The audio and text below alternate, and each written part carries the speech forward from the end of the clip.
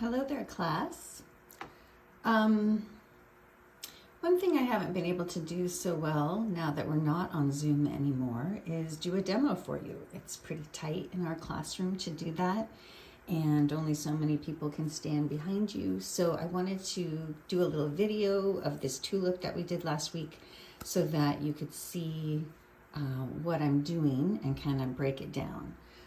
So the first thing I've done is selected a page from my sketchbook to work on. This is a Stillman and Byrne beta series book, and I really like these. I like the paper. It's nice and smooth, but lets me do some wet and wet techniques that I enjoy. So it's the best one that I've come up with so far, other than the ones that I have started making myself with better watercolor paper.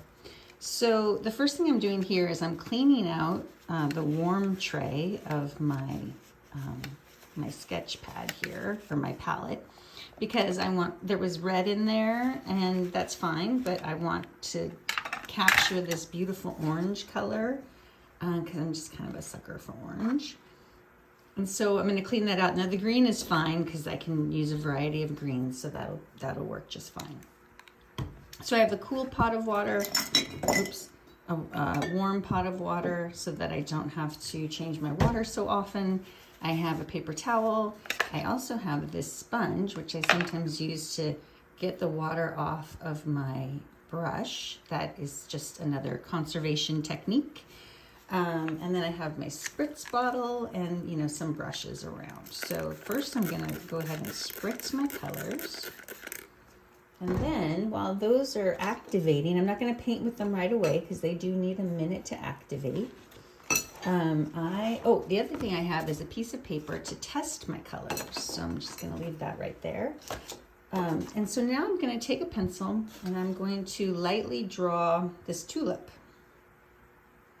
Now I may lie this out on the paper differently if I were doing it myself, but I'm sort of bound by what you can see in the frame of this video. So I'm just going to go ahead and kind of put my tulip there. And you can see I'm just making a really nice light oval. And maybe this will be where the stem comes, and maybe, a leaf or something like that. We'll see. Obviously the leaves on this tulip are further down from the stem, but I think I will want some leaf action in there. So then I'm going to now that I have everything set up on my page in a really loose, kind of light way, I'm going to pay a little more attention to the heart of my subject, which is this beautiful bud here. Now when I brought it to class, they were much tighter and more green, but now as you can see, it's opened up a little bit. Let me get my light closer. It's opened up a little bit. It's turned more orange. It's even kind of drying out on the top a little bit, so he's just lovely. So I think I'll use this angle, not for any particular reason, but just because I like this shape right here. I like this yellow part right here, so we'll just go ahead and do that. And then what I'm going to do is I'm going to try to just draw it a little more carefully. Now you see I'm holding my pencil very light and just kind of coming down here and basically using kind of short strokes, because those that are drawn towards me, because those are easier to draw.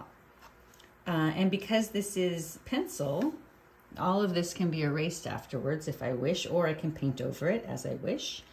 Now I do want to keep in mind this little shape here, which I see comes not the full width of the stem.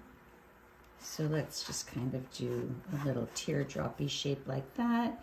And then we have this nice yellow that's coming here where this all oops, now see what's happened? I've gotten paint because it's activated on my hand. Now I could really stress out about that.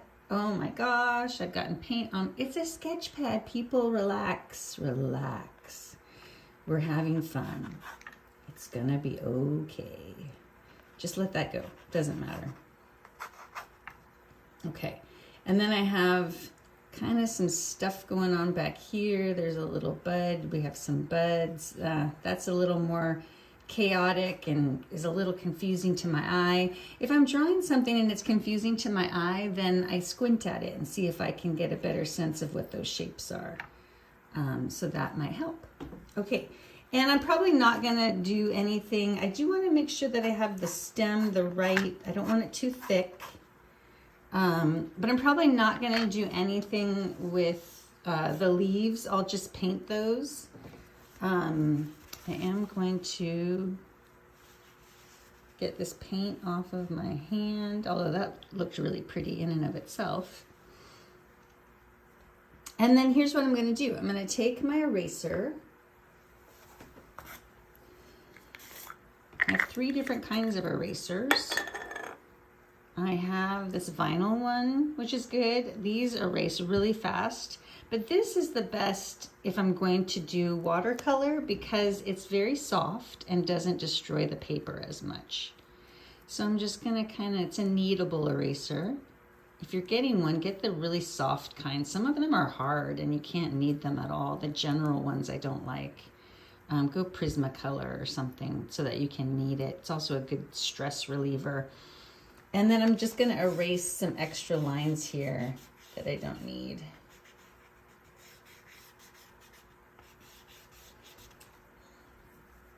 Okay, so I've still left a lot of information. But we've just kind of gotten rid of the extra lines. Now we're going to see these lines, and you know there's different schools of thought about whether you want to see lines or not in your paintings. I've started following this woman Molly Hashimoto, which she leaves her pencil lines. So she thinks it's, just shows kind of the artist's hand and the process. So I'm kind of trying to think about it more like that, which gives me some direction in where I'm going. All right. So then now that we have that down, now I could also go over this with ink and then erase all the pencil lines. If you do it with waterproof ink, you just need to give it a minute to dry. More than maybe a couple minutes if you're using a dip pen and ink out of a jar. But if you're just using a waterproof pen like a Micron or a Tombow, those will dry really fast. By the time you finish drawing that, it'll be dry. So now the first thing I'm going to do is I'm going to mix up some color because watercolor likes to work in a puddle. So I want this warm yellow color, but it had a little spot on it, and yellow is very precious. Yellow, the hue is so faint compared to all the other colors that you'll change it instantly. So I'm just using my activated paint and my brush to clean those off. And now this is why I like you to have a spritzer, because you're just going to use this constantly. As soon as this color starts to dry, I need to activate it again. So what I'm going to do is I'm going to take this warm red, and I see it. I'm having to work really hard to get paint off, which is okay because I don't need much red, but that already makes me think I need to, spray that again.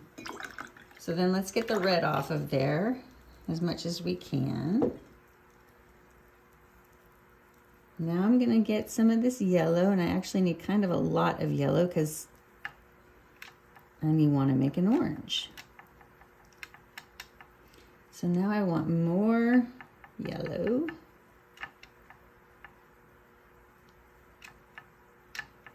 Licorice is barking outside. He's been banished, so if you can hear that, please forgive me.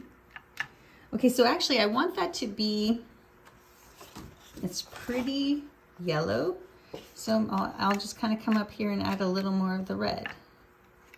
And then how are we doing? That's looking a little more like orange. It's not this orange, so maybe I'll add a little more of that red. Ooh, now we're kind of too red. Now we've gotten too red, which will also work. Now, one thing that kind of bugs me sometimes is when I've mixed up all this paint and then I have all this paint in my brush that's not the right color. So sometimes I kind of squeeze it off like that, and then at least I'm not wasting it exactly. But I will use this color because I want to have 3 or 4 different colors in my painting so that it's not flat. So let me spritz again. Come in here and get a little more. Now this process is much easier if you use paint fresh out of the tube, because then the paint's already wet. So that can be another good way to do this. But I think for now, I'm just gonna add a little more water and make a little bit more paint. And rinse off my brush, get the water out. Now I'm also gonna touch up my green, and I'll just leave green in my palette because I like a variety of greens. That's very natural. So it doesn't matter to me if they get muddy or whatever. But here's what I'm gonna do. I'm gonna do this wet and wet. So I'm getting some of my warm water, and you can see I'm dipping my brush kind of like half in, and then I'm just gonna paint this petal right here. And my water is dirty enough that you can actually see. Now, one thing I'm doing that you might not be able to tell is I'm leaving, in fact, I didn't leave enough. I'm gonna leave a bit of a dry spot at the edge of this petal, and I'll show you why. Okay, so you can see that the water is kind of pooling here. That's a little too much. So I'm gonna squeeze out my brush. This is a sable brush. If you have a synthetic brush, you're gonna have to squeeze it with paper towel. And then it will act as a sponge. And I can get some of that extra water. And then I gotta move kind of fast. My brush was too squeezed out. Now I'm gonna come in here, get a little more yellow, and then drop this in. And now this is not working very well because I don't have enough paint and it doesn't have enough water in it. So I can see it's kind of streaky. Let's get some more water, and then it will interact with the water a little better. Another reason it might not be working so well is because I had to erase some stuff before I even started, and erasing does impact the paper's ability to, so not the light erasing I did that you saw, but I have a pencil drawing on the other side here that was on this paper that I wanted to erase, and that probably kind of impacted the paper. I can just see it's looking a little, the paper is just, it's hard to explain. It's just looking a little pilly or destroyed. Okay, but now I'm gonna come in here with some yellow, and the reason I left this side dry is because I want to get this nice yellowish rim here. So now I can come over here. Actually, maybe I can do it this way and you can still see. And I'm just gonna drop in this yellow, which will adhere to this side because it's dry, but then also mix with the other side. Now I do have some water piling up over here. That's okay. This is a tulip. It has a lot of lines and different things happening, a lot of complicated growth pattern. And so I'm not a botanical artist, you know, I'm not gonna get this exactly, but I can get the feel of that by just letting the water do what it wants to do. Now what I'm also gonna do, just to have a little continuity, is I'm gonna take some of this and just drag it down. And likewise, I can take some of this and move it over there. So if you do have a lot of extra paint, you know, that can be one thing to do with it. Maybe I'll also come over here, because I can also, in my second layer, I can accentuate my lines. So I also like that this has a little yellow there. So I'll drag some of that yellow there and then take some water, get that wet and moving around. Make a little more paint. Ooh, I used way too much red. And now it's streaky, it doesn't have enough water, so now we go in with more. Okay, and then we can drop that in on the edge there. And I'm kind of covering the pencil a bit, so probably won't be able to see that much when I'm done. And again, I'm going to drag this down a little bit just so I have some continuity. Obviously, that's going to be covered with green later. Now, this one is a little too much. I don't know. It's just a little too much. So maybe I'm going to tap out my brush and just kind of lift and maybe accentuate this line a little bit more. And then maybe even lift some of this here. Now, I did notice that there was a little bit of yellow right here, so I'm going to put that little spot in there too. Okay, so another thing that's happening is my tulip has some green coming up from the stem. So that we have to be a little careful with that. If I have that much water, that's not going to work very well.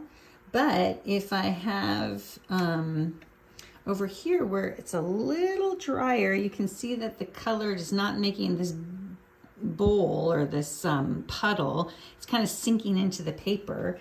When it does that, then pull out a dog hair. Then I have the ability to kind of drop in a little bit.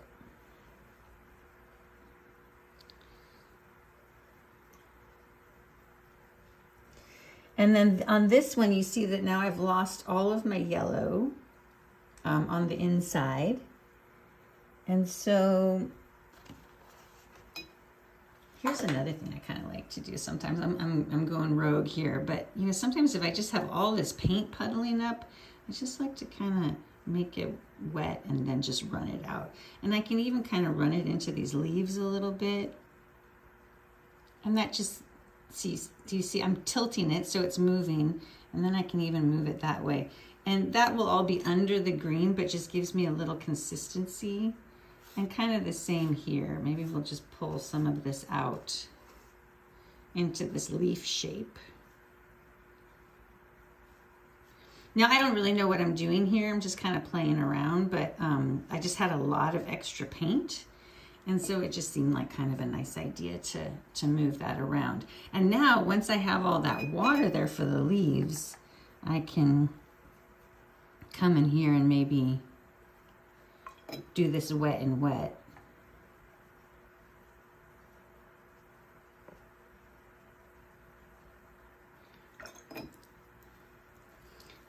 I don't know. We'll see what we think. And I'm not going to be too particular about like the shapes of them and stuff. I think that's something that, you know, you just have to draw and be confident that you can loosen it up and all that kind of good stuff. But I look at it more as how much information does my viewer need to know this is a tulip? And I'd say we got it. You know, like anybody looking at this would say, oh, that's a tulip. Oh, and by the way, if you paint something and people don't know what it is, if they say, oh, that's a lovely cabbage or whatever, just say thank you. That's what my watercolor mentor told me when I took a workshop with her. I painted something that did not look like what she had in front of us, and she said, if somebody says to you, oh, that's a beautiful cabbage, just say thank you.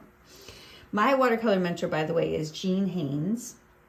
She is English, lovely, and has an online tutorial course, which is very reasonable. And I don't often paint along with her because I'm not as interested. I like scenes more than objects generally when I'm painting. But I love her techniques, and I've learned a lot from her. And I highly recommend her. And sometimes I just turn her on and paint with her because she's just a lovely person. Okay, so now we have some leaves. We have some stuff going on. So now I'm going to think about this middle part here. I do actually, now that I have, so now this is, I see a little bit of wetness. And so in the orange part, so now it would be, oops, I need more. The reason that just sat there is because I didn't have enough water. So I need a little bit more water, and let's just kind of drop that in. And then, oops, sorry, I think I got off camera. But I was just dropping this in so that we can show a little bit of the green from the stem coming up. And that will just kind of soften nicely. So now what I'm going to do is do this middle part here. Oh, look at that. I don't know if you can see this as well as I can. But I had green on my brush, and so look at the orange I just made. So that is not acceptable. So now we gotta clean it off. I mean, that's a lovely orange for all kinds of applications, but not for this bright orange tulip. Not for what I'm going for right now. So now I gotta really carefully clean off my brush. Mix more paint, spray more water. You know, this is one of the reasons that I started working with well, sable brushes, but also a porcelain palette, because I learned that a lot of watercolor, well, a lot of painting is mixing color. And I just was not that into that activity. I did not find it very enjoyable and just kind of seemed tedious and a waste of time. But when I started using, okay, I'm going to take just a dot of this. Look how much that is, just that tiny little dot. When I started using better materials, then I was more interested in it. It was a nice, gentle process, and I was more interested in taking the time to do that. Now, that I shouldn't have done because the paint was drying. And so now I've kind of moved it around in a weird way. And that's what happens when you kind of overwork something in watercolor. You end up, you know, now I have these weird lines there, and I've disturbed the freshness of the paint on top. So I'm just going to try to kind of lift that up a little bit with a dry brush, or I should say a thirsty brush. Okay. So now we have different things happening here. What I can also do is I need to let this dry before. Now you see that I, unlike in class, you know, new students, they move paint around a lot and they want to kind of scrub on it and do all kinds of things. You see how little I messed with the paint. Now I'm taking, which is one of the things I love about watercolor. You know, sometimes I'll just come over to my table, which is near our kitchen, and I'll work on something for a few minutes, and then I'll go back and, you know, get back to chopping veggies for dinner or whatever I'm doing. So making some bread or whatever. So so you really want to think about having just a fresh application and leaving it. Now this, I lost, you know, the colors were wet, so they ran together, and I lost this little yellow spot there. So I'm trying to put that back in, but I used orange, so now it's not very noticeable again. So right now, I would like to make a lighter green and put some stem in.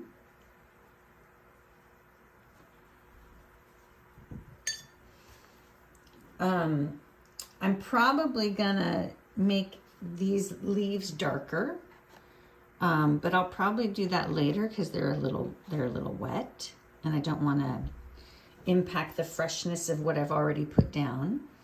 But let's do a little bit more. Since I had to kind of move that around, let's do a little bit more up here and kind of drop that in and tilt my page so I can get a little more movement. It's pretty dry, so it's not really moving very much, but at least it's a little softer than it was before. Now the last thing I kind of want to do is I'm going to squeeze out my brush, and I'm going to pull